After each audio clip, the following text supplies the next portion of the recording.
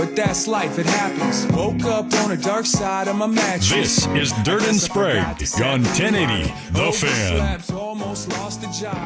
We'll get to Blazer Media Day audio. Joe Cronin, the general manager of the Blazers, talking. The Crone Zone was out in full force yesterday. Yes, he was. NFL factoids coming up here at the bottom of the hour. The Major League Baseball Hall of Fame has always said this to Pete Rose in regards to getting him in. Not today. And unfortunately for us, R.I.P. Mutombo. I had to get some Mutombo jokes. R.I.P. Mutombo. Not in my house. I love the laugh at the end. The laugh is so good. Unfortunately, and I actually want to throw it to, is Swag over there? Okay. He is. Sometimes yeah, he blends in with the black darkness. pilot's gear. He's going to go rob somebody over there, man. I want to throw it to Swag. Yesterday, we found out in the evening that Pete Rose had passed away at 83. And he's the hit king, very controversial. The gambling left him out, the ban, the commissioner dying, C-League not wanting to undo his predecessor's ban because he really respected that guy, and the guy had an untimely death. And so it left us for years doing Pete Rose, should he be in the Hall? And I just found that to be interesting. Everybody knows he should be in the Hall of Fame. Character does not matter for everybody in the Hall of Fame. No. I didn't get to watch Pete Rose. You and I missed that window. We're too young. 1986 was his last year in the bigs. I was born Yes, at the end of 1986. So I unfortunately missed the window. And even saying that, I understood yesterday was whoa, for the sport of baseball, given who he is and what he accomplished. I remembered him more for that 1980s Phillies World Series team. I was too young to fully appreciate the big red machine. So even you missed the peak So I missed of the Pete first Rose. half of his career. I remembered him more. Now, I do remember when it got down to the end and he was going to get, the hits record and that sort of thing, and they were following it as much as you could follow.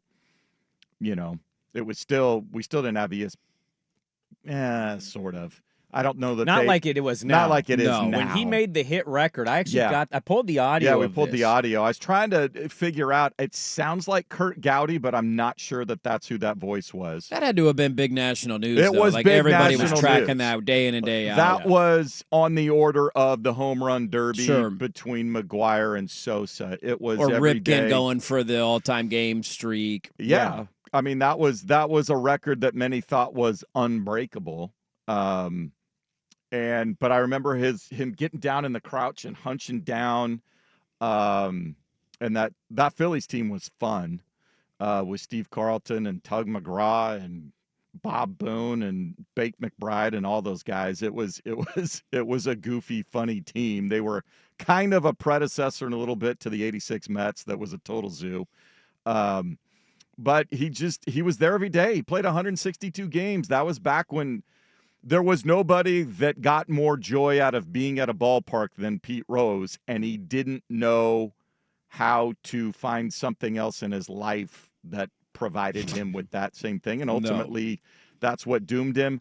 And as much as people say, for all of his accomplishments and everything he did on the field as a player, and that was the way you wanted everybody to approach the game, he did the one thing in baseball since the turn of the century that you could not do, and everybody knew you couldn't do it. There was absolutely no gray area in that regard.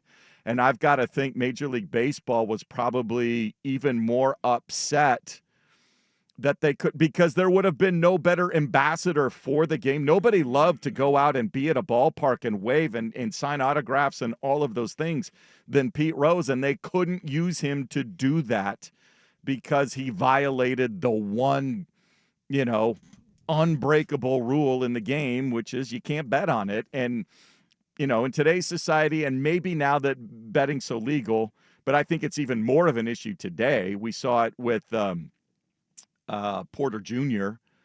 With that nonsense in the NBA, and Tim Donaghy in the NBA. The game on the field has to be the game in its most purest form, between the lines. And if there is any trust lost in that, then the leagues are shot. I want to, Dirt, I want to play this clip for you. I pulled it last night, and I love old-timey baseball calls. Yeah. Something about the audio quality that I really enjoy, and this was Pete Rose getting the hits record in passing Ty Cobb. And they're on their feet. Rose walking toward the plate.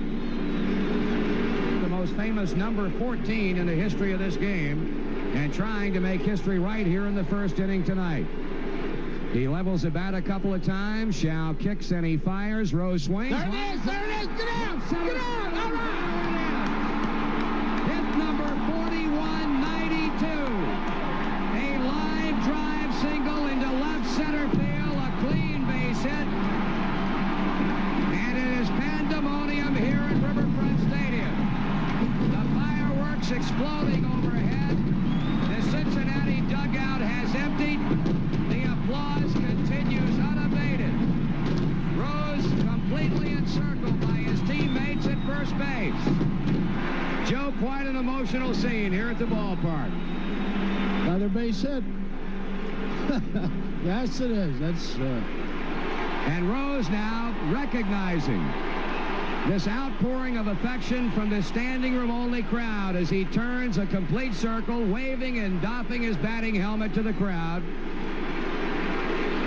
And the folks on this date, September the 11th, certainly have not been disappointed one iota. I also didn't know he had broke that record on 9/11. I did not know that either. So that I love the color guy in that call too. Just jumping all over it. Get down, get down. monumental day in baseball history, and he's passed away, unfortunately, not in the Hall of Fame. Yeah, my cousin-in-law brought up a good point yesterday. We were texting about this, and he said, technically the lifetime ban is now up.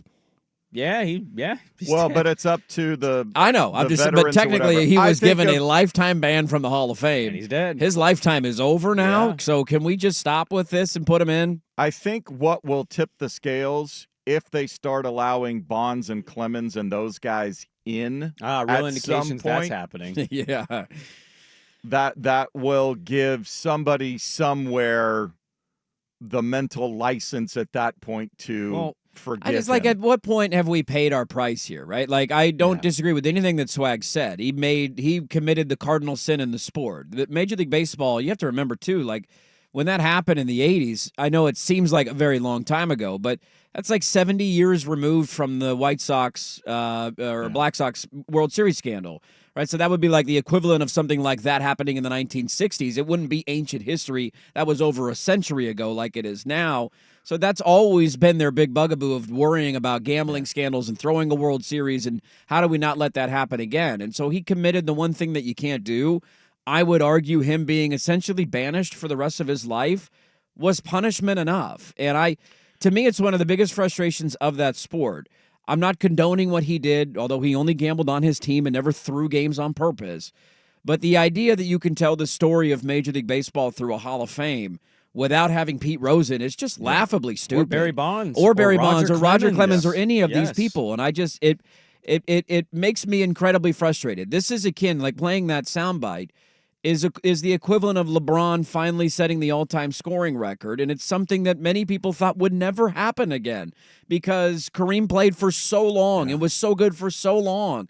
And then you look at Pete Rose played until he was 45 years old, Yeah, I think man. he played 23 seasons. 24 seasons in 24 Major League seasons, Baseball. 17 All-Star games. Hardly ever missed a 3 game. batting titles. Over 2 decades. Like, it just, that what he did was remarkable. What he accomplished was remarkable. And it never is to condone what he did as a manager and his time in gambling on his team to win. He clearly had a problem. And it took him a long time to acknowledge that he had a problem. And it's a damn shame, to Swag's point, because he would have been a great face of your sport. But can we just, like, be adults here? It's legal in every city. It's legal in every state. Everybody's gambling. Everybody's got their DraftKings and their fan. Like, can we just evolve with the 21st century and say, this guy's the all-time hit leader. He's Charlie Hustle. Put him in the damn Hall of Fame. I want to play a clip from Tim Kirkshin before we go to NFL Factoids. I want to add to that because I thought you summed it up pretty well. My personal stance, because you mentioned the lifetime ban, he has passed away now. You know, I've always kind of felt like, just put him in. What are we doing? But there's this like, well, so-and-so banned him, and I respected him. Yeah, and the guy unfortunately died. Yeah. Like a week or two, whatever it was, after he suspended him. Like, that happened quick. The minute baseball okayed and got in with gambling, FanDuel and DraftKings and all these commercials should have been the minute they said, okay, Yeah. you've paid your price. We are now in bed with these things. We're okay with this, except if you do it, within the sport. Yeah, as an athlete, you can't do it. You But can't gamble on your team. We as a sport are working with them. Yes, we're making a lot of money off them. You've paid enough of a price. Here's Tim Kirkshin yesterday being asked on ESPN Radio if he'd vote for him. I said on the air about almost 20 years ago that if Pete Rose were on the ballot, I would vote for him because most, if not all, of his violations were as a manager, and I would be voting on him as a player. I believe I'm in the vast minority on that. And that's a great point by Kirkshin as well, that you can separate those two things and never let him in as a manager, but just say, look, what you did as a player is iconic. It's a huge part of our history, our game, our sport. And so getting him now, and to you and your cousin's point, lifetime ban, it's over. Pete Rose has passed away at the age of 83.